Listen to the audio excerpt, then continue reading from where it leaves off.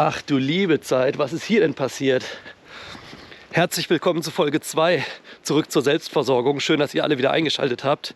Und an dieser Stelle als allererstes Mal ein riesenfettes Dankeschön für all die tollen Feedbacks, für so viele Abos, die ihr schon dagelassen habt. Wir hätten nie gedacht, dass das so viele Leute interessiert. Das Video pendelte erst so bei 200-300 Views rum auf YouTube und dann auf einmal von heute auf morgen schoss das in die Höhe. Wahnsinn, wir sind total überwältigt. Ja, jetzt haben wir Schnee. 20. Januar. Wir hatten jetzt 4-5 Wochen am Stück nur Wind, Feuchtigkeit, die ganzen Wege, es stand alles unter Wasser, man konnte nicht mehr mit dem Traktor hier hinfahren, man hätte alles nur kaputt gefahren. Und ich habe eigentlich darauf gehofft, dass es jetzt schön friert und dass ich morgen, wir haben heute Freitag, Spätnachmittag, es wird gleich schon dunkel, dass ich morgen Holz holen kann. Denn ich habe euch schon gesagt im ersten Video, wir heizen mit Holz im Winter und da geht einiges durch, der Ofen ist hungrig. Und das Holz, was wir am Haus lagern können, das reicht einfach nicht, um den ganzen Winter zu überbrücken. Das heißt, das Holz geht uns aus, schon länger. Ich war schon ein paar Mal mit dem Auto hier, mit der Schipkarre und so. Ist aber alles kompliziert. Ich würde gerne einen ganzen Anhänger holen. Und wollte eigentlich warten, bis die Wege, bis der Boden gefroren ist, damit ich hier nichts kaputt fahre. Morgen früh sollte es losgehen. Jetzt haben wir Schnee. Aber wisst ihr was? Ich glaube, ich zeige euch jetzt einfach mal die Heizungsanlage. So heizen wir im Winter.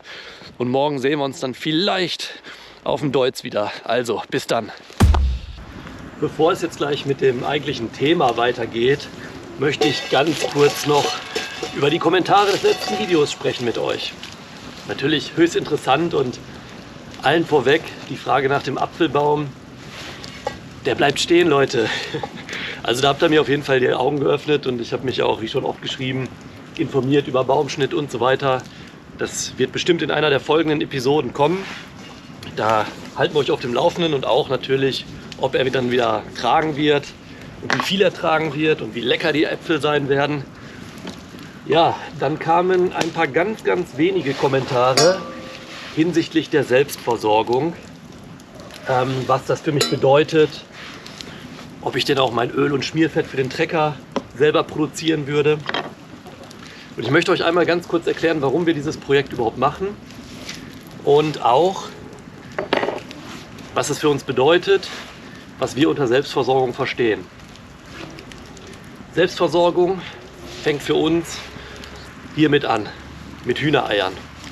Das ist unser erstes Produkt, was wir seit September 2022 nicht mehr im Supermarkt gekauft haben. Wir versorgen uns also selber damit und das ist genau das, worum es geht. Wir können uns jetzt schon Selbstversorger nennen und so sehe ich das ganze Thema auch, denn Selbstversorgung hat in der Summe gar kein Ende, also kein realistisches Ende. Was könnte man...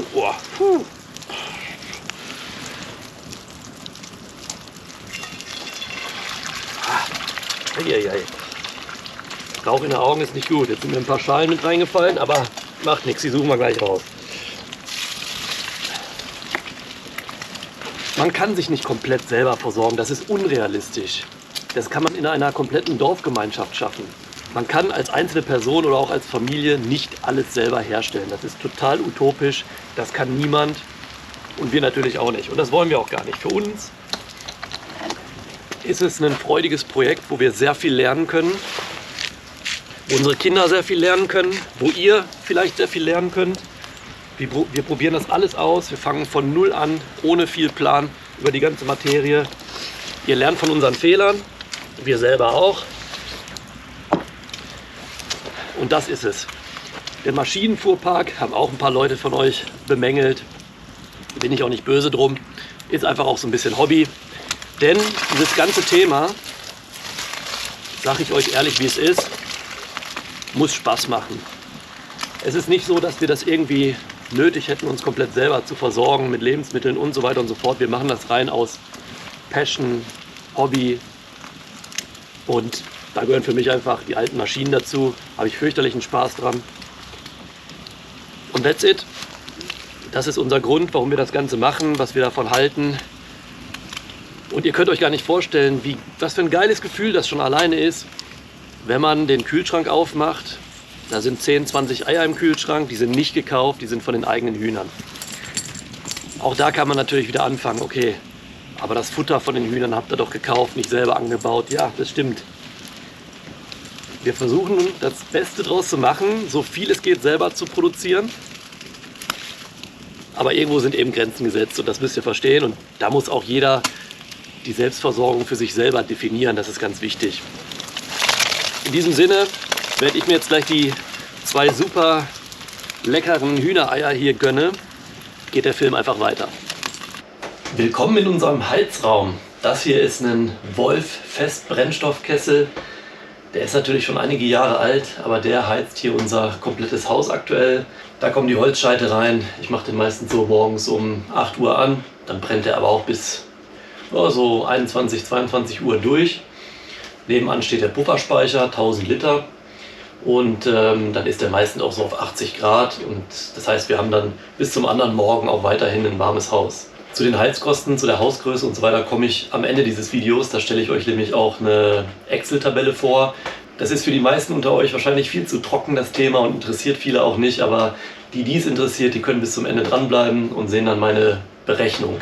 Wir haben unten im Keller noch eine Gastherme. Die wurde im Mai 2022 installiert. Vorher war hier eine Ölheizung drin von 1978. Die lief immer noch. Da sieht man, alte Technik hält einfach. Musste jetzt aber einfach raus, weil uneffizient und ja, Gas jetzt als zusätzliche Unterstützung ist dann doch ein bisschen besser, eine feinere Sache. Dann können auch unten die Öltanks raus, da haben wir noch einen Raum frei und so weiter. Aber zu unserem Keller kommen wir dann auch noch irgendwann, der wird auch noch ausgebaut als Vorratslager und so. Seid ihr natürlich auch dabei. Aber jetzt soll es erstmal hier um diesen Kessel gehen. Und ich habe euch schon gesagt, also der frisst richtig. Gerade jetzt bei den Temperaturen draußen ist es eiskalt, da geht hier locker ein Raummeter durch in der Woche. Und sorgt aber auch für Warmwasser. Die Gasheizung dient eigentlich als Unterstützung zu Spitzenzeiten. Das heißt, wenn wir jetzt mal einen halben Tag lang nicht heizen mit Holz, dann kühlt sich das ganze System hier oben natürlich ab und dann fängt der Gasbrenner unten an und macht dann wieder warm. Des Weiteren auch für die Warmwasserversorgung springt der manchmal an, wenn hier der Ofen nicht heiß genug ist. Oder natürlich in den Sommermonaten, dann brennt der Ofen hier nicht, dann sorgt die Gasheizung für warmes Wasser. Und da, seid gespannt auf die Kostentabelle, gingen wirklich am meisten Gaskosten drauf, muss man wirklich sagen. Da müssen wir uns was anderes noch einfallen lassen. Nichtsdestotrotz, dieser Ofen wird ersetzt werden. Leider sind momentan die ganzen neueren Geräte nicht lieferbar. Überall Lieferengpässe, wo man hinguckt. Im Herbst 2023 soll es aber soweit sein. September gehen wir jetzt erstmal davon aus. Kommt hier ein moderner Holzvergaser hin von der Firma Fröhlinger oder Fröhling. S1 Turbo heißt der, glaube ich. Ja, mit Computer, modern, Touchscreen, App. Dann kriegst du quasi auf deine App angezeigt, wann du Holz nachlegen musst und so weiter und so fort. Alles voll automatisiert und natürlich auch ultra effizient. Also ich denke, hier geht natürlich auch vieles oben durch den Schornstein raus und ist auf Nimmerwiedersehen weg in der Atmosphäre. Nichtsdestotrotz, momentan funktioniert das echt gut. Wir sind heilfroh, dass wir das Ding haben. Denn wenn der Holzkessel nicht da wäre, würden wir entweder richtig viel Öl oder richtig viel Gas zahlen. Da ist es mit dem Holz, gerade wenn man es eben selber macht, viel, viel günstiger. Nachteil von so einer Holzheizung ist natürlich ganz klar, erstmal muss man das Holz anschaffen und das rentiert sich am allerbesten, wenn man das wirklich selber in Stammware Festmeter kauft, dann selber klein sägt, klein spaltet und dann eben hier in den Ofen reinwirft. So rentiert sich so eine Anlage am allermeisten. Man darf seine Arbeitszeit da nicht rechnen, aber wie gesagt, zu der Kostenkalkulation später noch mehr. Weiterer Nachteil ist der Dreck, den der Ofen macht. Man hat hier natürlich Aschestaub, man hat ein bisschen Ruß an der Decke, weil der natürlich auch keine Rauchabsaugung hier hat. Das heißt, wenn man hier aufmacht, dann kommt immer ein bisschen Rauch raus.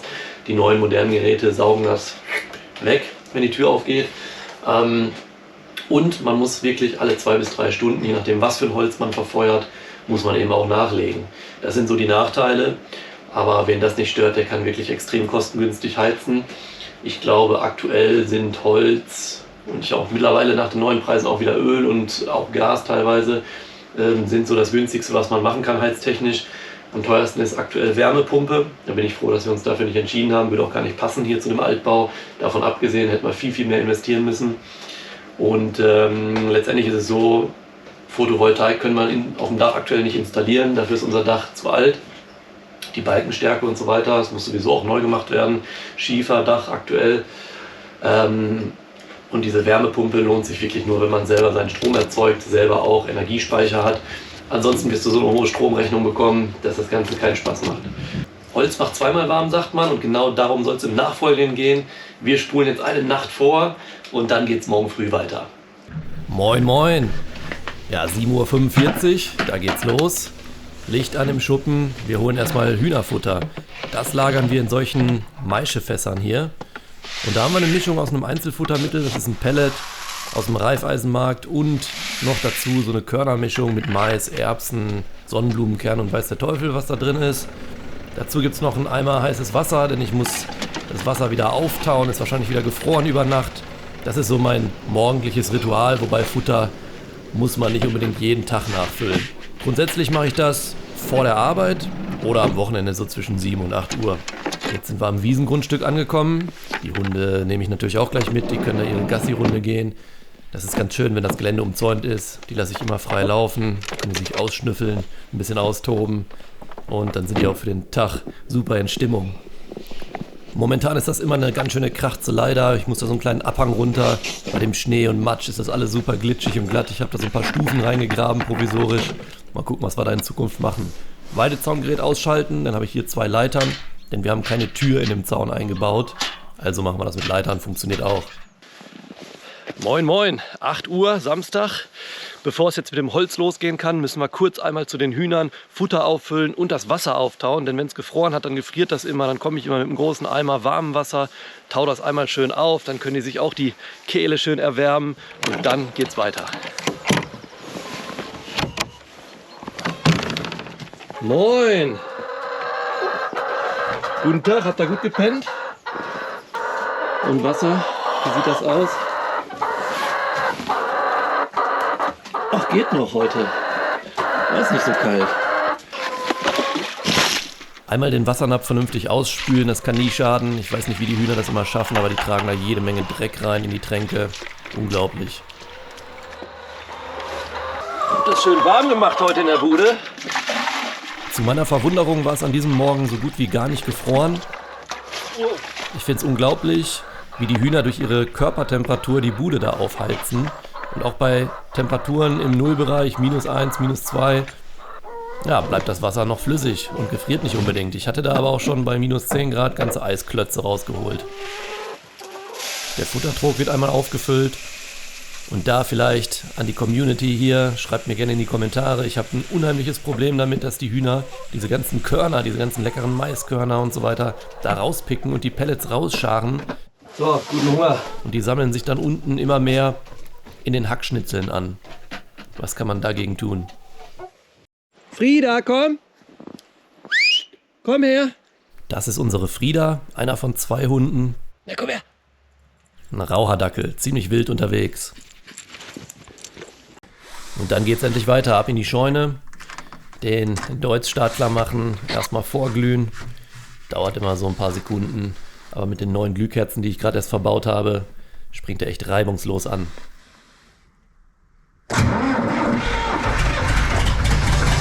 Und wer sich mit Motoren auskennt oder speziell mit Deutz, hört so ein kleines Rasseln. Das liegt daran, dass der Keilriemen nachgespannt werden musste.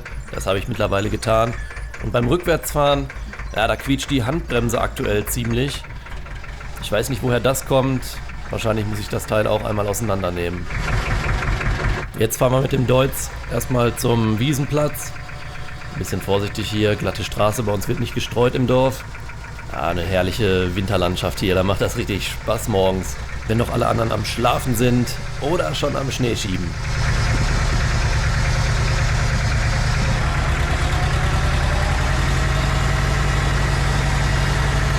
Und da sind wir schon am Holzplatz angekommen. Jetzt hier einmal kurz den Deutz stehen lassen, Tor aufmachen und dann rückwärts reinsetzen. Den Anhänger ziehe ich vorher mit der Hand aus dem Schuppen raus. Alles ein bisschen eng da drunter. Die Seiten hier sind runtergeklappt. Hat den einfachen Grund, sonst passt er nicht unter die Stützen, die ich da gebaut habe. Links im Bild sieht man das, um schwere Holzstämme mit Kettenzug hochzuziehen und dann auf Sägewerk drauf zu bekommen. Aber das seht ihr nochmal in einer anderen Folge. Jetzt hängen wir erstmal hier den Anhänger an.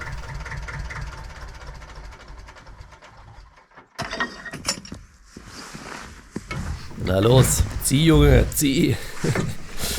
In dem Schnee alles nicht so einfach. Und nochmal. Komm, gib dir einen Ruck. Zack, passt. Klappe zu.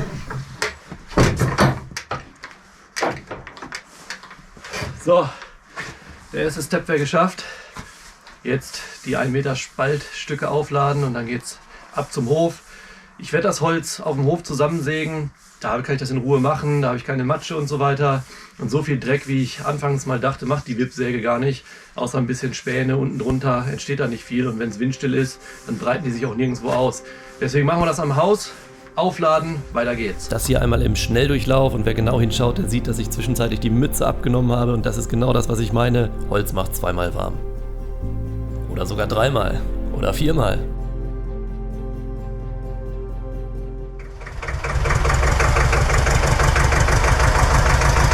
Und genau das ist jetzt die kritische Stelle. Wir haben da so eine kleine Versenkung, die ist immer sehr feucht. Da rauszukommen mit dem schweren Anhänger, nicht immer einfach. Deswegen hier dieser verfrorene Tag. Aber auch hier habe ich gemerkt, der Deutz hatte ganz schön zu kämpfen, denn natürlich waren nur die ersten Zentimeter gefroren. Danach war der Boden schon wieder matschig und weich. Aber es hat hier zum Glück gerade so mit Ach und Krach geklappt. Ab nach Hause mit dem Hänger. Als nächstes wird die Wippsäge aus der Scheune geholt und die hat zum Glück 2 Räder hinten dran. Das erleichtert so einiges. Das haben natürlich nicht alle Anbaugeräte, die schon. Also kann man die gleich super positionieren, dann den Traktor ranfahren. Hinten hängt jetzt noch die Ackerschiene dran am Traktor, die muss natürlich weg. Dann wird als nächstes die Gelenkwelle aufgesteckt auf den Zapfwellenstummel. Auch manchmal eine Fummelei. Oberlenker dran, paar Bolzen reinschieben, damit das Ganze fest am Traktor hängt. Und dann kann die Zapfwelle aktiviert werden. Für die, die es nicht wissen, dafür muss man hier die Kupplung treten und einen kleinen Hebel einlegen, langsam mit Gefühl. Ja, und dann fängt sich das Ganze auch an zu drehen. Man kann das jetzt vielleicht sehen, vor dem Getriebe der Wippsäge sitzt eine Ratschkupplung oder Ratschenkupplung. Die sorgt dafür, wenn das Sägeblatt sich mal verhakt, dann aktiviert die sich, fängt an zu rattern, tick, tick, tick, tick, tick, tick, tick. Und die Kraft wird dann nicht mehr quasi auf das Sägeblatt übertragen, sondern da abgepuffert und dann wirkt sich da der Traktor langsam ab. Handgas rein.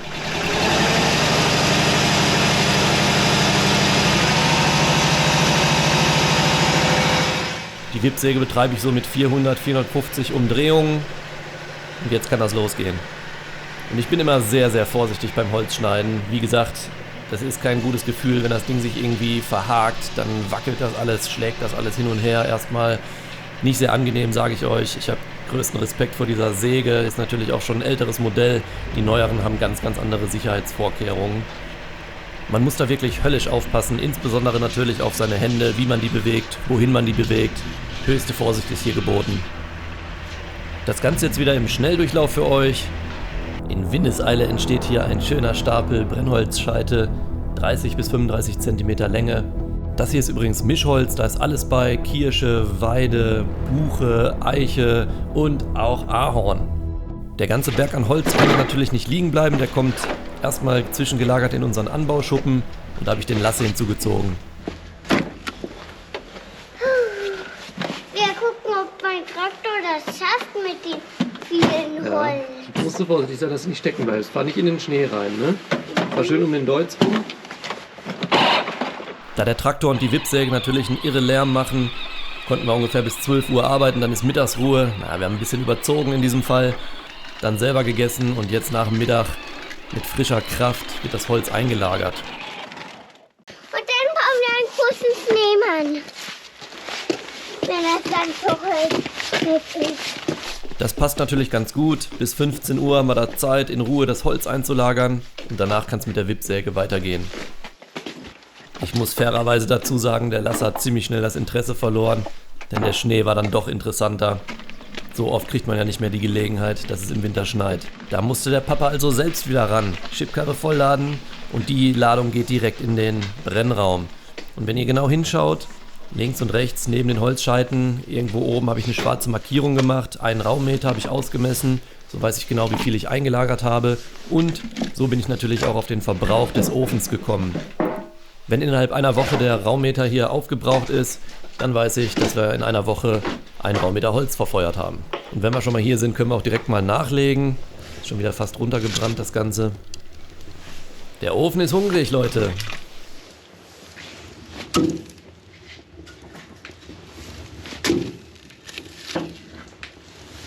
Und dann hatte ich das Glück, doch noch eine helfende Hand dazu zu bekommen. Julina hilft mir hier tatkräftig bei dem restlichen Holz. Und normalerweise ist unser Samstagsritual auch immer das folgende. Frühmorgens, beziehungsweise nach dem Frühstück, holen wir das Holz vom Schuppen in den Brennraum, weil meistens samstags dann der Raummeter aufgebraucht ist und da hilft mir normalerweise Julina immer sehr gerne. Ich sag euch das, auf Brennholz machen muss man echt Bock haben. Ich habe den Rest auf dem Hänger jetzt noch durchgesägt, bin gleich noch mit der Karre reingefahren. Jetzt fahren wir erstmal den Traktor in die Scheune und dann ist der Tag auch schon so langsam wieder zu Ende. Ihr seht, so schnell ist ein Wintertag rum und der ist komplett draufgegangen, um das Holz zu machen und einzulagern. Wie schon gesagt, es kostet wirklich viel Zeit. Das reicht jetzt für ungefähr 3 Wochen und dann geht das ganze Spiel wieder von vorne los. Da muss man wirklich, wirklich Bock drauf haben, aber das habe ich. Wenn wir schon gerade hier in der Scheune sind, zeige ich euch kurz meine neueste Errungenschaft. Das Schätzchen hier, eine Bodenfräse von Makio, die habe ich auch bei eBay Kleinanzeigen mal wieder geschossen natürlich. Und die hat eine Arbeitsbreite von 1,50 Meter, kommt aus dem Weinberg sozusagen. Und der Traktor hat eher so 1,80 hinten.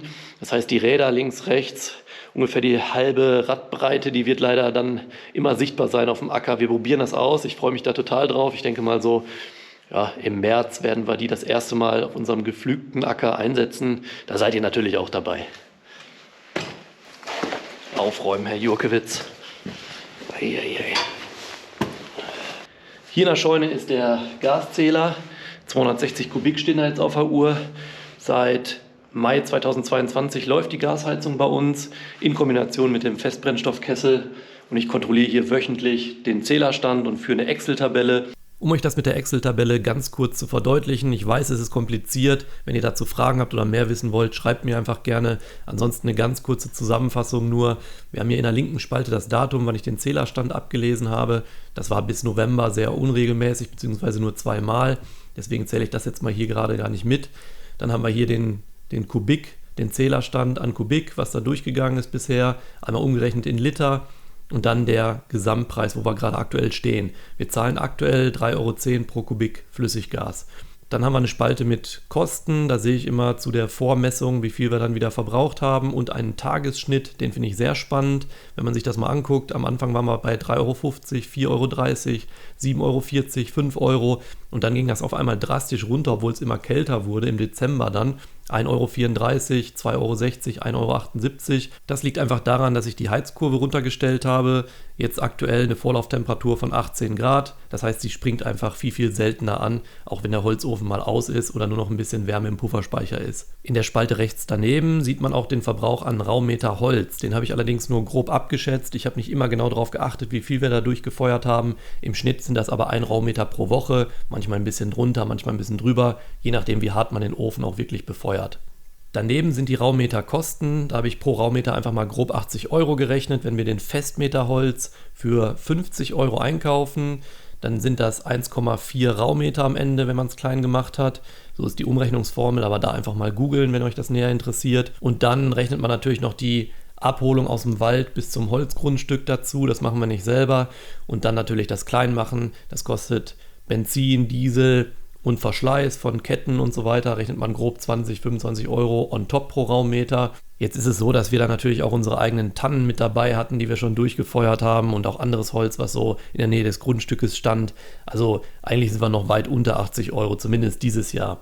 In der Summe sind wir jetzt ungefähr bei 800 € Holzverbrauch und 806 € Gas aktuell, passt gerade fast gleich. Das heißt 1600 € in der Summe. Und wenn man jetzt bedenkt, das hier ist ein altes Haus, das ist nicht isoliert, teilweise noch sehr alte Fenster, wir haben 2 Wohnparteien, 200 Quadratmeter Wohnfläche, die geheizt werden, plus Warmwasser und so weiter und so fort, dann sind 1600 € echt nicht viel. Ich denke, wenn wir das nicht mit Holz machen würden, wären wir eher so bei 4000 € Gaskosten garantiert.